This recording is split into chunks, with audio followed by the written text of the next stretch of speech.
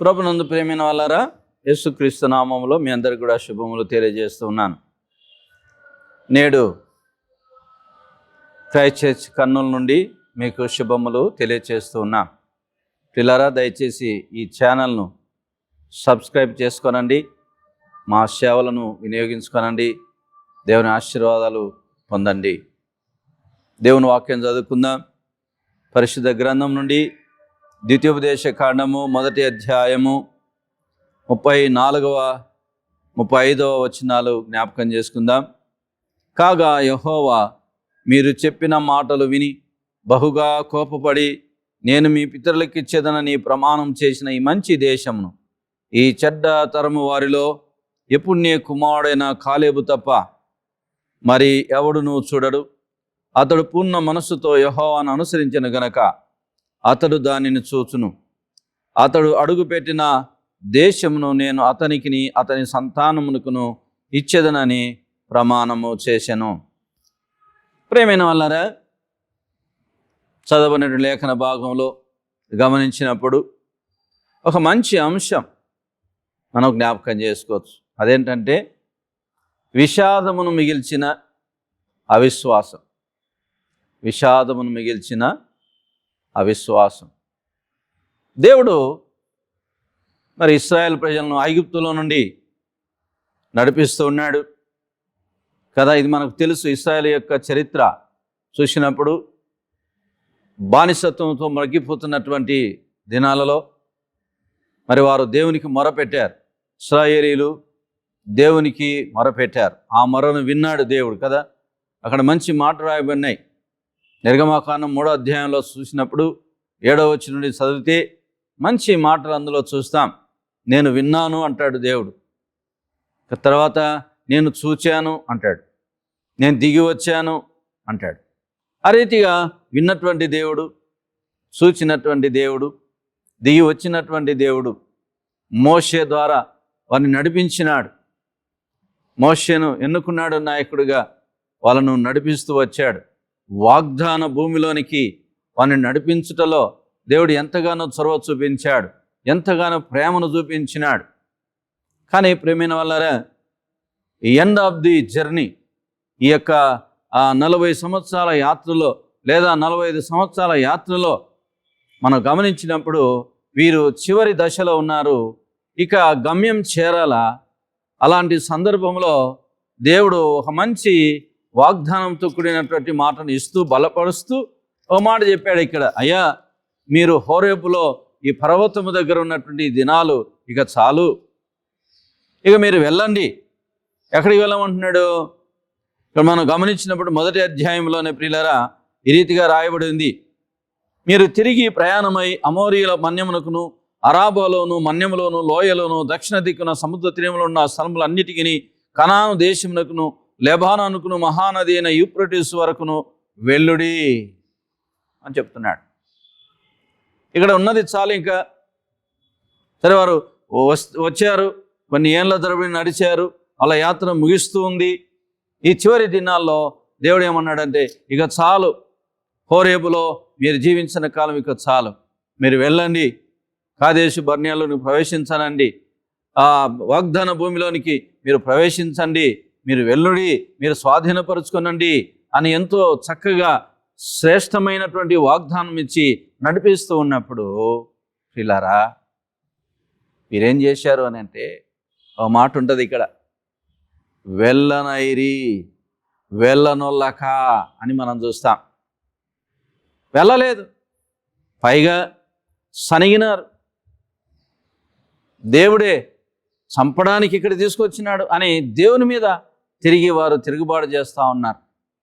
దేవుని మాట వినకపోవడము, వెల్లుడి అంటే వెళ్ళకపోవడము, తిరుగుబాటు చేయడము, వ్యతిరేకంగా మాట్లాడడము, ఇది వాళ్ళు చేసినారు. ప్రియులారా, ఎంతో విషాదకరమైనటువంటి అనుభవాన్ని మనం చూస్తాం. తప్పు కదా.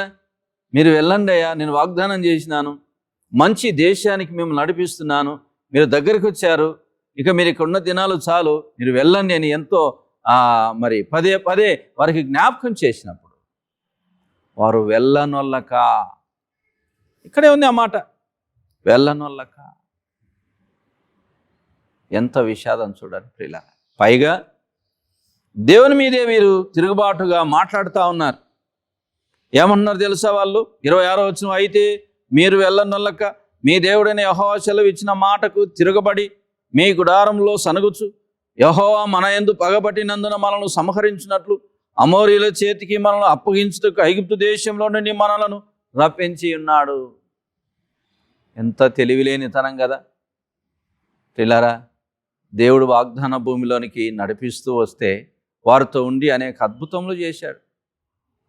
మంచి ఆహారం మన్నానిచ్చాడు, మంచి మధురమైన జలాన్ని ఇచ్చాడు, తోడుగా ఉన్నాడు. పగలు ఎండ దెబ్బ తగలకుండా, రాత్రి వెన్నెల దెబ్బ తగలకుండా తోడుగా ఉండి నడిపిస్తే ఈ చివరి దశలో వాళ్ళు ఎలా ఉన్నారు అని అంటే వెళ్ళక తిరుగుబాటు చేసి దేవుని మీదనే సనుగుతూ ఉన్నారు ప్రియులారా. ఎంత విషాదం కదా, ఎంత విషాదం. అందుకే దేవుడు ఇక్కడ ఏమంటున్నాడంటే కాలేబు తప్ప, వారి సంతానం తప్ప మరెవరునూ వాగ్దాన భూమిలో ప్రవేశించరు అని చెప్తా ఉన్నాడు. ఎంత విషాదం చూడండి. ఇన్ని సంవత్సరాలు నడిచి వాగ్దాన భూమిలో వాళ్ళు ప్రవేశించలేకపోయినారు అని అంటే దేవుడే చెప్తున్నాడు ఇక్కడ. మరొకసారి ఆ మాట చూద్దాం. చూడండి, వారి మీద బహుగా కోపడినటువంటి దేవుడు చెప్తున్నాడు, యెఫున్నె కుమారుడైన కాలేబు తప్ప మరి ఎవడును చూడడు. అతడు పూర్ణ మనసుతో యెహోవాను అనుసరించిన గనుక అతడు దానిని చూచును. అతడు అడుగుపెట్టిన దేశమును నేను అతనికి అతని సంతానమునికి ఇచ్చేదనని ప్రమాణము చేశాను. ప్రియులారా, గల కారణం ఏమిటి అని అంటే ఒక మంచి మాట మనం చూస్తాం ఇందులో. ఏమిటి అదేనంటే వారు విశ్వాసం ఉంచలేదంట.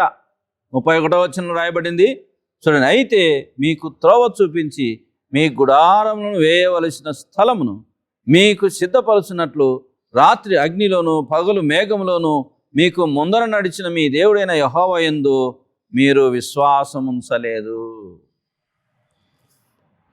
పిల్లరా, నిజమే, ఈ యాత్రలో విషాదాన్ని మిగిల్చింది ఇదో ఈ యొక్క అవిశ్వాసమే. విశ్వాసం ఉంచలేదు అని మనం చూస్తున్నాం. విశ్వాసం ఉంచితేనే ఏదైనా కదా. విశ్వాసం లేకుండా ఎవడును దేవుడిని ఎరగడు, చూడలేడు. కనుక జ్ఞాపకం చేసుకుందాం, నా ప్రజలు అని చెప్పబడినటువంటి వారు ఎంతో ప్రేమించినటువంటి ప్రజలు వాళ్ళు. దేవుడు వాళ్ళని ఎంతగానో ప్రేమించినాడు. కానీ వారు దేవుని మీద తిరుగుబాటు చేసినారు. మాట వినాల, వెళ్ళనొల్లక కదా. యేసు ప్రభు కూడా అంటాడు, యెరూషలేమా యెరూషలేమా, కోడి తన పిల్లలను రెక్కల కిందికి దాచుకుంటూ ఏ రీతిగా పిలిచినాడు, నేను ఆ రీతిగా దాచుకుంటూ మిమ్మల్ని పిలిచాను, కానీ మీరు వెళ్ళకపోతిరి కదా. ప్రేమైన వాళ్ళారా, ఆనాటి నుండి ఈనాటి వరకు ప్రజలు చాలామంది దేవుని విషయంలో అలాగే ఉన్నారు.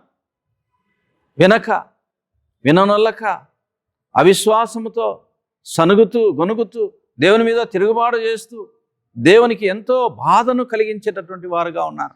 ఆనాటి ఇశ్రాయేలీలే కాదు, ఈనాడు మనం కూడా.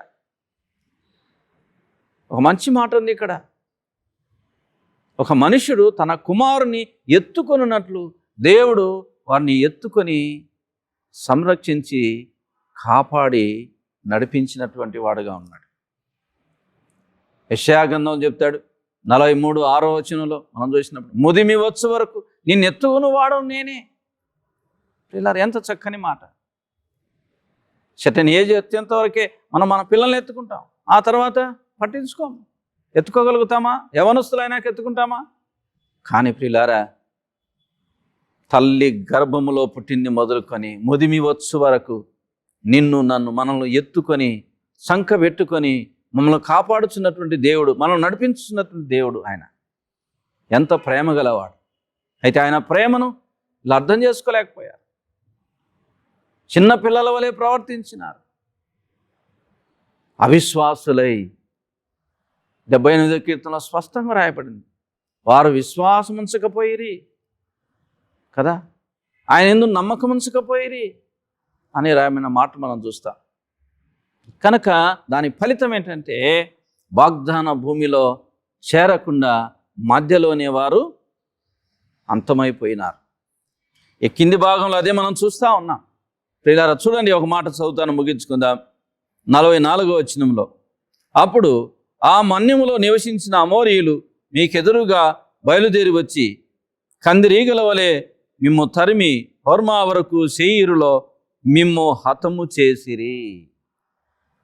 హతమైపోయినారు. దేవుడు చెప్పినాడు, మీరు వెళ్ళొద్దు, నేను మీతో ఉండను అన్నాడు. అయినా సరే వారు వాళ్ళ ఆలోచన ప్రకారంగా వెళ్ళారు. దేవుని ఆలోచన పక్కన పెట్టినారు, దేవుని మాటను పక్కన పెట్టినారు. వారు సొంతంగా యుద్ధానికి బయలుదేరారు, హతమైపోయినారు. ప్రియమైన వాళ్ళారా, జ్ఞాపకం చేసుకో. ఎందుకు ఇలాగ ప్రవర్తిస్తున్నారు? ఎందుకు ఇలాగ మాట్లాడుతున్నారు? ఎందుకు ఈ తిరుగుబాటు? ఎందుకు ఈ విధమైనటువంటి ప్రియులారా అతిక్రమం చేస్తూ ఉన్నారు అని అంటే ఒకటే కారణం, విశ్వాసం ఉంచకపోవడం, నమ్మకపోవడం. విశ్వాసం ఉంచలేదు వాళ్ళు, అవిశ్వాసం. దాని ఫలితం ఏంటంటే ప్రియులారా, మధ్యలోనే వారు మార్గ మధ్యంలో నశించిపోవడం, సనిగి గొనిగి నశించిపోయిన అనుభవం ఇశ్రాయేలు ప్రజల్లో చూస్తున్నాం. ఎవరు తిరుగుబాటు చేస్తున్నారు ఈనాడు? ఎవరు అవిధేయులుగా ఉన్నారు? ఎవరు అవిశ్వాసులుగా ఉన్నారు? ప్రియులారా, మనం లోకానికి చెప్తాం దేవుని ప్రజలమని చెప్పుకొని, ఆనాడు ఇశ్రాయేలు ప్రజలు అలాగే ఉన్నారు. ఈనాడు క్రైస్తవులను చెప్పుకొని మనం కూడా చాలాసార్లు దేవునికి అవిధేయులముగా, అవిశ్వాసులముగా, నమ్మకం ఉంచని వారుగా, మన ఇష్టానుసారంగా, మన ఆలోచన చొప్పున మనం వెళ్తున్నాం. కాబట్టి మన జీవితాల్లో అనేక సందర్భాల్లో విషాదాన్ని చెవి చూస్తున్నాం. కనుక జ్ఞాపకం చేసుకుందాం, మరి వారి వలె మనం ఉండక వారికి లోబడదాం, దేవుని వాక్యానికి లోబడదాం, దైవ సేవకులకు లోబడదాం. ప్రియులారా, క్రీస్తుకు మనం లోబడి ఆయన మాట అంగీకరించి మనము ముందుకు సాగినట్లయితే, విశ్వాసంతో సాగితే మనకు విషాదం ఉండదు. అవిశ్వాసంతో మనం ప్రవర్తించినట్లయితే మనకు కూడా విషాదం తప్పదు. కనుక ఈ మాటలు జ్ఞాపకం చేసుకొని ఈ లోకంలో ఆయన నమ్ముకొని ఆయన వెంబడిస్తూ మరి మన గమ్యం చేరుటకు దేవుడు తగిన సహాయం దయచేసి మనలందరినీ ముందుకు నడిపించునుగాక. ఆమేన్. ప్రార్థించుదాము. ప్రేమగల మా ప్రభువా, దయగల మా తండ్రి, పరిశుద్ధుడా, మీకు స్తోత్రాలు. ఉదయకాల సమయంలో నీ బిడ్డలు వాక్యం విన్నారు, దీవించండి ప్రభువా. నిజమే, ఈ లోకంలో అనేక రకాలుగా తప్పిపోతూ ఉంటాం ప్రభువా. మమ్మల్ని కూడా దర్శించండి, మాలో ఉన్న అవిధేయత, అవిశ్వాసాన్ని తీసివేయండి. నీ యందు సంపూర్ణంగా విశ్వాసం నుంచి ముందుకు సాగుటకు సహాయం చేయండి. మీ కొరకు వర్ధిల్లినట్టు కృప చూపమని మా ప్రభువైన యేసుక్రీస్తు ద్వారా నిన్ను వేడుకొంచున్నాం తండ్రి. ఆమేన్. Thank you. ప్రేమైన వాళ్ళారా, మరొకసారి ప్రభుపేట మీకు వందనాలు. ఈ యొక్క ఛానల్ను సబ్స్క్రైబ్ చేసుకోనండి, మా కొరకు ప్రార్థించండి. మీ ప్రార్థన అవసరతలు మాకు కూడా తెలియచేయండి. దేవుడు మిమ్మల్ని దీవించునుగాక. ఆమేన్.